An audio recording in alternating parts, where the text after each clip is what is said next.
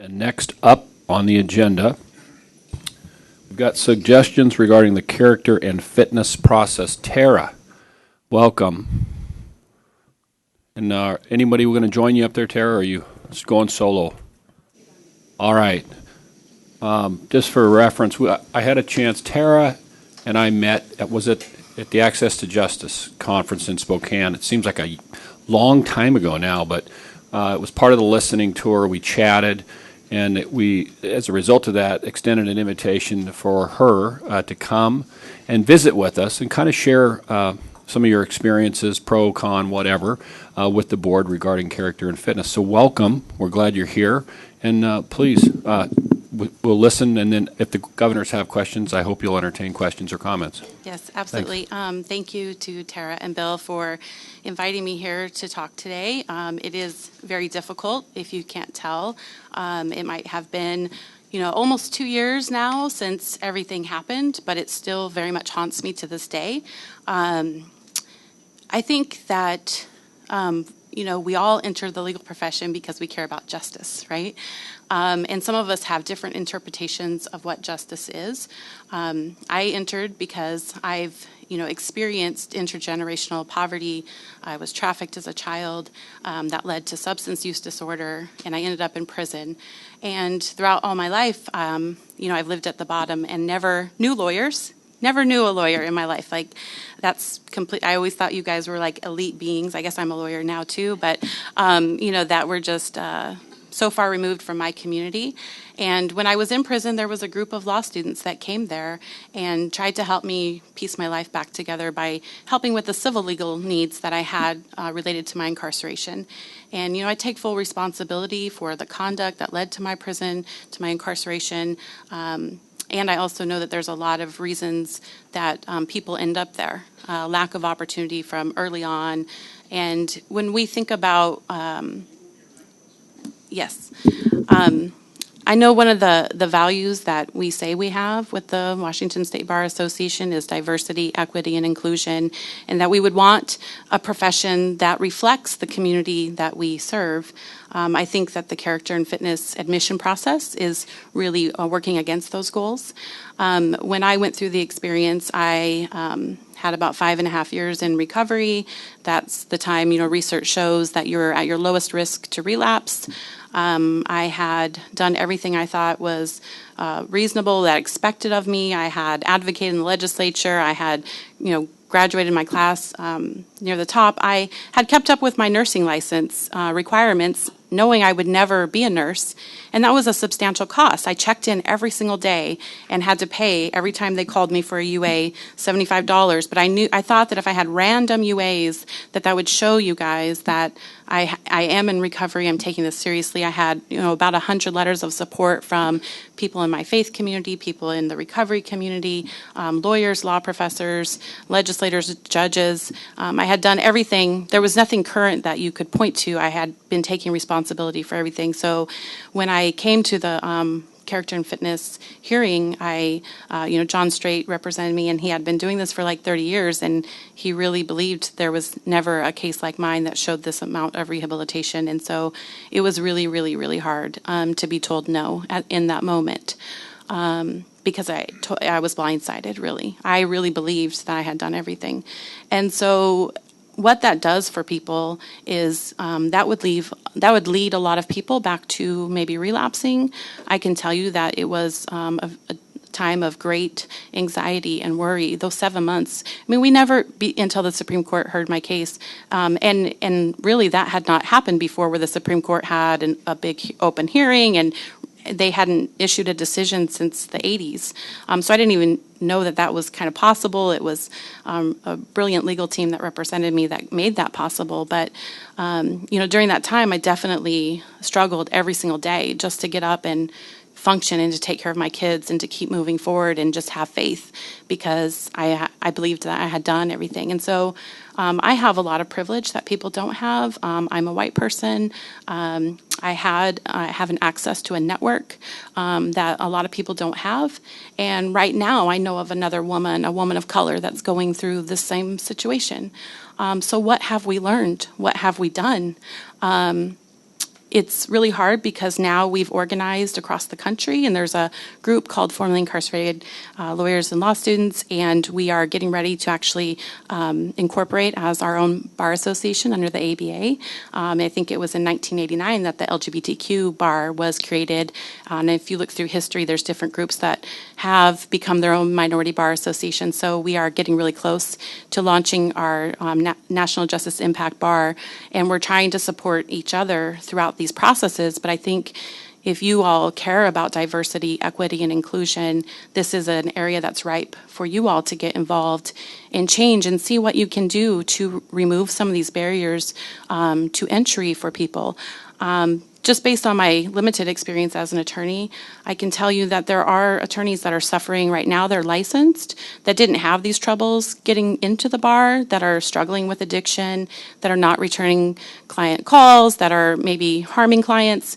And I think we would all be doing a lot better off if we didn't put so much pressure on people who go through law school and work really hard to get into the bar, and instead take those resources and do more enforcement and support for our own members that are struggling right now and harming people. That would be probably the best way to go about this. But I know that you all have, the public that you serve, and you're thinking about, worst case scenario, we let somebody in, they hurt people, we didn't do anything on the front end. So short of that, my suggestion would be to move this process up to before people go to law school, and make it more of a restorative process where a person can apply before they go to law school, take on that debt of law school, spend 3 years of their life on a gamble at the end of whether you get into the club or not, and maybe meet with folks before they even apply to law school, because we've done so much reform with law schools. They're willing to give people second chances. They want that diversity in the law school culture and in the classroom. We have, as formerly incarcerated people or people in recovery, we have great experiences to share with our peers and our classmates and our colleagues to help illuminate specific policies and injustices that are happening within our own communities. So law schools are really catching on and embracing people to come in, but then it's a gamble. You take on like $150,000 of tuition, and then at the end is when you get to decide whether or not you can serve your community. So moving that process up would hopefully allow the bar to interview people and see their past experiences and say, hey, we have a few concerns maybe about, X, Y, or Z, but if you do, take these interventions during your law school time, then we're going to welcome you at the end, right? I think that would be a really wise situation. And I know it's going to take some APR changes. So what I'm really here for today is to say, let's create a task force or something about this. I know that there's interest in the Supreme Court. Why can't we be a leader in the nation? I mean, Washington is a great leader in a lot of areas, and I think this is really putting our values to action if we were to create a task force. And in the interim, what I would hope, and I know the Board of Governors, I think, is a little far removed from the Character and Fitness Board. So hopefully you all are, when you appoint people to that, really being thoughtful about that and maybe interviewing the applicants. It must be hard to get volunteers who want to just spend their time. And I know it's a lot of hours, too, that the volunteers do on the Character and Fitness, but maybe interviewing them and seeing, do they actually know the research around recidivism or substance use disorder relapse, or finding out what kind of experiences they've gone through in their life that give them the actual training and expertise to make these really critical decisions. That's one thing each of you can do as a governor. Another thing is to maybe make sure that training happens with that committee, making sure that they have implicit bias training. I think that you've done some of that in the wake of my decision, where the court pointed out that all of the men examples we had with more significant criminal history were admitted without having to go through this, and I wasn't. The court said that the difference between Sean Hopwood's case and mine was our gender. He had served 12 years in federal prison for 5 armed bank robberies, and made it through the character and fitness unanimously and to the Supreme Court. And and thank goodness he was in a position to come and represent me in the Supreme Court, and the rest is history. But I know that they cited to that, and I think you've done some implicit bias training.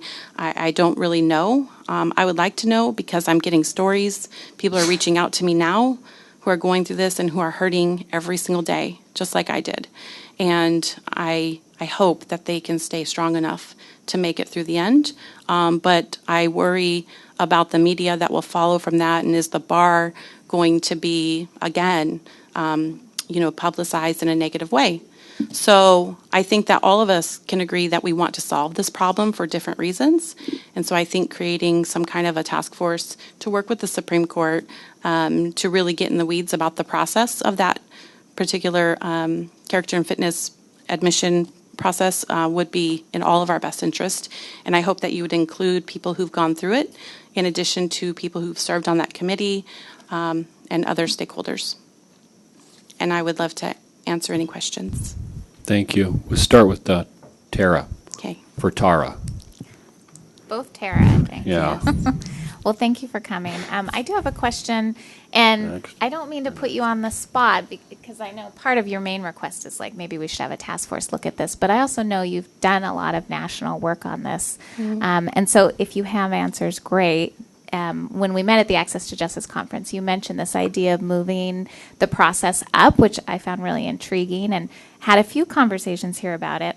So one of the things that came up is, of course, not everyone who enters through law school, and they definitely don't enter through a Washington law school necessarily. And so I'm just curious if you've thought about or have thoughts about how would that apply for folks who maybe are in out-of-state law schools, or I don't know, come in through some other process. And then I was also curious if you're aware of any other bar associations that are considering this that we could look to and learn from. Yeah. There isn't any that I'm aware of that are currently doing that. So, yeah, Washington could be a leader. And I hadn't really thought much about that around people that go to maybe law school in another state. So maybe you have to have like a two-way entry. Again, my suggestion would be to divert resources to actually enforcing bad conduct to begin with. But if we aren't willing to do that yet, I think maybe having two different ways of entry would be good too. So for people that live in Washington who want to go to law school in Washington, they could do this and have hopefully the support of the bar, instead of, I don't think there's an instance where we would have to say absolutely not, because once someone's done their time, we're supposed to care about second chances. And so it would be more like if you do random UAs while you're in law school, or if you do a couple of internships and show, we are going to embrace you at the end. That's my hope. It wouldn't be this long, drawn-out adversarial process that makes me not feel really good still about being a member of this association. I have to be in order to do the great work that I love to do. I don't know if you guys got to see, I'm going to brag for a moment, but on Wednesday in Pierce County, this was the second time I've done this, but we organized a day where 750 people came and got access to justice that wouldn't usually. We helped 750 indigent, low-income folks waive their legal financial obligations, and as soon as they pay those, a lot of them will be able to vacate their criminal record and move forward in their lives, because we passed a law last session called the New Hope Act. And I keep thinking, if I wasn't given the opportunity to be a lawyer, how many thousands of people I've been able to help through these events wouldn't have access to justice. And so, yeah, I think we need to work together to change it. And back to my thought, it's hard to be a member of this because I haven't been able to talk to you guys, or to, hear that, we're sorry, or we wish that we would have made a better decision from the beginning and not put you through this, or any of that, for 2 years now. And I have to be a part of it to be able to practice. All right. I had a request for people on the phone. Please be reminded to mute your phones. PJ. Tara, First, remind me again of the interactions that you have had with the Legal Foundation of Washington.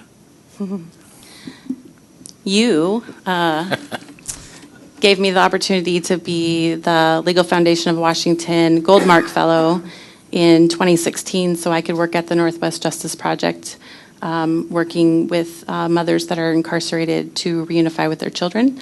And then I have spoken at their events, multiple events, the Goldmark Lunch. I've helped support them in raising money by going to a lot of different fundraisers and sharing my story of how legal aid really helped me piece my life back together. So I've been pretty involved with, and I'm also a grantee of theirs too now. And as you move through that, that also helped you obtain your fellowship with Skadden Arps, is that correct? Absolutely. Yeah. I was the president of the Legal Foundation when Tara was involved with us, and then when she got into Crossway's situation with the Character and Fitness Board. And I signed on one of the amicus briefs in support of her admission. What happened to her is really terrible. And if you read our Supreme Court's opinion, it becomes clear that what happened was terrible and that it shouldn't have happened, that under the prior precedent, the Character and Fitness Board should not have done what they did. But our current system is such that once they did it, it ends up in the courts. And all of you should read the Supreme Court opinion. This is a terrible tragedy. And it was a travesty. It should never have happened. It affected her life in ways that it never should have. And I think that we do need to take a very hard look at this situation. I remember having lunch in the other room when this was going on, and I said to Bill Hislop and to Angie Hayes, who both good friends of mine, and were on the board at the time. Bill was the immediate past president. I said, "What in the hell are you people doing?" And they responded appropriately, "We don't know what you're talking about," because the Board of Governors is completely insulated from the activities of Character and Fitness, just as they're insulated completely from the disciplinary function, which Doug and Jean can talk to. But it seems to me that without crossing that line, we ought to be able to undertake a study of this situation and come up with recommendations to the Supreme Court for additional language that would help alleviate this ever happening again. What happened here is just wrong. Thanks, PJ. Kim. Ms. Simmons, I'm sorry you had to go through this, and I echo what Governor Gripicki said about this was just plain wrong. I'm a criminal defense attorney, so I'm in the criminal law justice system. And I see every day people who have been rehabilitated and have worked for years trying to get their lives back on track. That's what our criminal justice system should be doing. And I think in some instances it is, but in a lot it isn't. And I wholeheartedly agree with the Supreme Court ruling. I think this was just, as Governor Gripicki said, a travesty. It was horrible. It was just plain wrong, and it was shocking to me. The other thing I want to say is that I heard you say you take responsibility for what happened. No. You were punished enough. You're a victim. And you're a victim of what someone else did to you, and you turned your life around and made it a glowing example for what rehabilitation should be about. We as governors are in no business to sit in judgment on somebody. It's our job to, in my opinion, present opportunities for people like yourself and to be able to say, good job. We think what you did is fabulous. And you know what? We're going to reward you for that. We're not going to punish you. I think that this Board of Governors needs to address issues like this, and I myself would be happy to serve on a work group or committee or whatever that works with the Supreme Court on this very issue. I think that the Supreme Court got it, and I think in their ruling they sufficiently chastised what the decision was that came through. So again, I'm sorry that you had to go through that, but you did, and look at who you are now. So that's something you should be very excited and proud about. and I applaud you. Thank you. Thanks, Kim. Governors, additional questions or comments for Tara? Looking around the table. PJ is grabbing his microphone for a second time. Yes. So the question is, what could or should we do going forward? Is there any impediment to us undertaking an examination of the character and fitness rules and reporting to the court with suggestions? Gene? I would be happy to work with the board and anybody else on a task force about the rules. The rules were recently revised in 2016 to include essential eligibility requirements and for the Washington State Bar Association, eliminate questions related to mental health and addiction issues and instead focus strictly on conduct. Those are held up throughout the country as being two very major forward-looking rule sets. And so just, again, we are happy. We try to be on the forefront and happy to engage in that. Thanks, Gene. Anybody else?